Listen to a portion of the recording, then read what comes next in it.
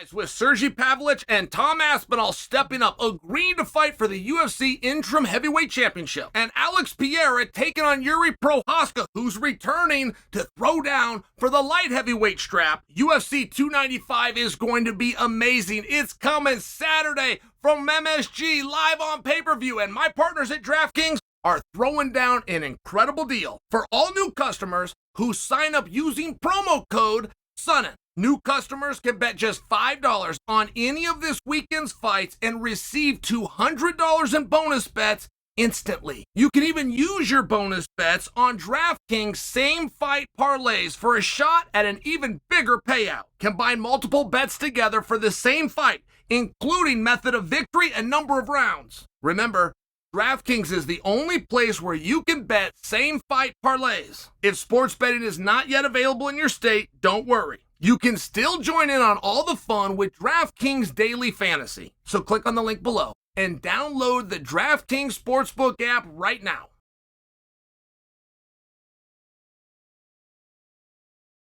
UFC 295 is such a pivotal event. And I got to tell you, I'm a fan. I started in the sport as a fan. I am currently a fan. My time in the sport will end. I'll be a fan. If I'm to be fair with you guys, I think that you felt the same emotion that I did, which is some real ups and then some real downs. Like, just by example, if you were to look at this card, what we've now got is a main event. Your return of Yuri Prochazka taking on, making his second walk ever at 205 pounds, Alex Pereira. Or if you're even to look at the co-main event, which is the heavyweights, Aspinall, Pavlich, I think that you felt a disappointment. And there's a great irony in that, right? It really does prove to us what we already know to be true, but it just enforces that thought of how important the matchups are. That MMA within itself, a cage fight within itself, at one time was enough. The spectacle of turning your television on and seeing two basically naked individuals fighting under essentially the most free format rule system inside of a cage. Like, there was a time when that was enough, and we've been spoiled. Right? The time that I'm speaking of where that cage was enough is when there was 6 events a year.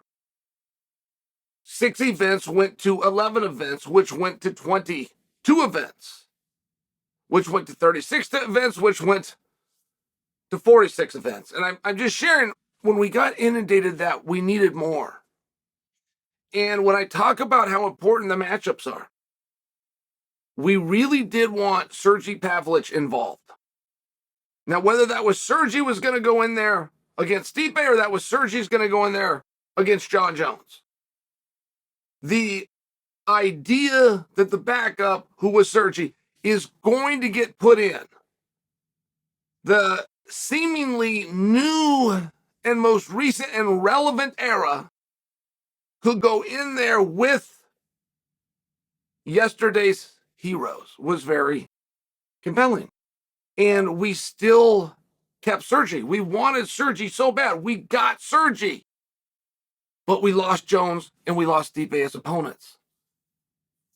When I talk about this card being so important and so pivotal, which it most certainly is, what I'm referring to, the definition that I'm assigning to that phrase, pivotal. When we look back,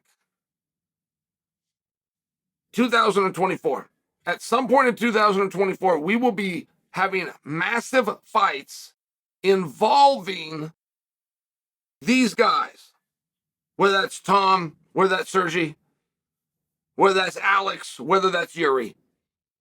And when those massive fights finally land, if we're to trace the history back to how did this fight right now here in 2024 become so big, that's when we're going to look at UFC 295 and realize how important this is. Though they're not the most clamored and the most sought after and the most headline worthy, the ones that you were just salivating over, the repercussions will be. If we take a look at Yuri, it's an interesting thing. Very random thought. But for whatever reason within my mind, whenever I hear about 205 pounds, I go back to this thought. I got a tour of Boston from Steve Thompson. Steve Thompson is just one of the most wonderful men that I've had a pleasure of meeting in my time in the sport, but he's built a life for himself and his family in Chicago. He knows Chicago inside and out. So when he gives me a personal tour, I learned a lot. But the day that I was there, he pulled me past the courthouse. And that courthouse is where the day prior, Rod Blagojevich, how do you say Blagojevich? Rod, the governor, had been sentenced to prison. And one of the reasons that was so interesting is the previous two governors were in the prison where Rod got set. The three consecutive governors from the state of Illinois were all in the same federal prison together. And that really is a very wild concept. And to be right outside the courthouse where that piece of history went down was interesting to me. And it's just something that I remember. I always tie that in when I think about the light heavyweight division right now, because the last three champions all walked away from the belt. So it's really a very fascinating concept. For me, Jon Jones, champion, walks away from the belt. Yuri Prochazka, a dominant champion. I mean, this guy, Prochazka, was on a roll. Walks away from the belt. Jamal Hill, our most current champion, hurts his, I believe, ankle doing a scrimmage basketball game just for fun during fight week. Gives up and walks away from the belt. So we have a real opportunity for everybody else. Like, we've seen times where there's been an asterisk next to a champion. It's very unfair.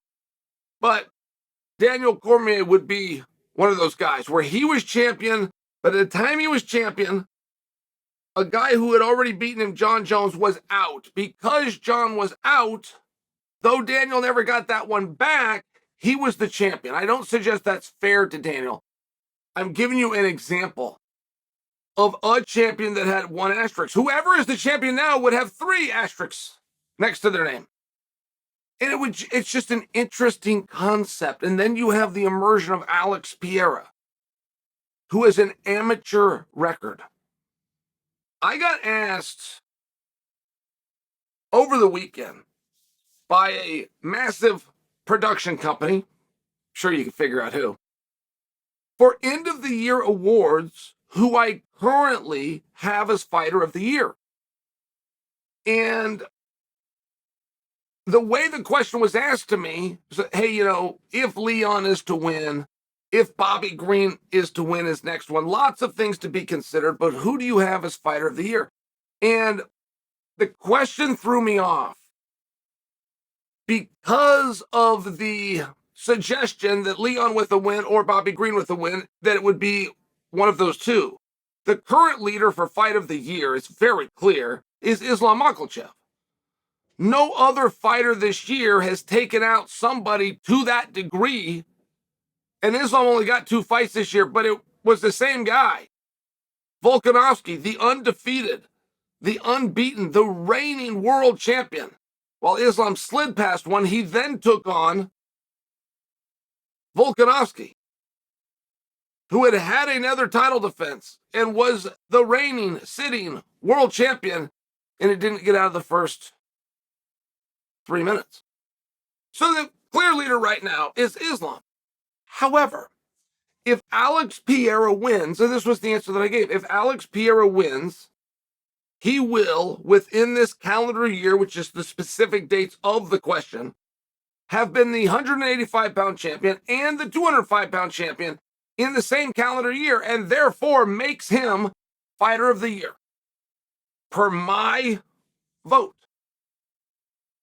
So I bring that to you because Pereira has an amateur record. Pereira's total MMA record is that of an amateur. I don't believe he has 10 wins. I would have to look. I don't believe that he's had 10 fights. I know that I'm very close. I know he's right there, even if it turns out it's 11 or 12. I know that I'm close, and that's still the record of an amateur, and that's the guy that I currently have positioned to be fighter of the year. And then just how good is Yuri Prochazka? Because he never got his credit. He was not a pay-per-view draw. He has never been a pay-per-view draw. But there's a lot more to his story now, and I think that that's going to turn. I think the fact that you have, I mean, this is as close to a super fight as you get. You get, for the belt, the 205-pound champion who never lost that belt due to losing a match against the 85-pound world champion. And even if that's former, you're now going to combine them in weight classes. It's as close to a super fight as you get. And it's going to be very meaningful where they each go from here. Particularly knowing that Jamal Hill is a pay-per-view draw. He is somebody that people want to see fight. He is the most recent world champion to do this very thing, which is to leave the belt for somebody else to have an opportunity. Knowing that he's down the pipe for the winner of this contest, it's a very pivotal match. And whoever walks away is the interim champion for the heavyweights. It's a massively interesting position. I'm very light on the idea that Stipe and Jon Jones fight. I'm very light on that. They have missed 4 opportunities now in total. And imagining they're going to do it 10 months from now, which will mean that Jon has had 1 fight in 4 years and Stipe has had 1 fight in 3 years at that time. I'm very light on that notion. And which one of them comes off or can't make it happen, and which one does go out there and then has the winner of Pavlich and Tom. It's going to be a big moment. It's going to be a special moment. And there aren't very many scenarios where Aspinall versus Stipe or Sergi versus Stipe works. Or Jones versus Tom or Jones versus Sergi works. There aren't very many moments like that, but there will be when this is done. When all the posters and all the headlines come out and one of those 2 young studs has got the gold belt over their shoulder, the imaging and the marketing and the what's to come and the who is the real champion.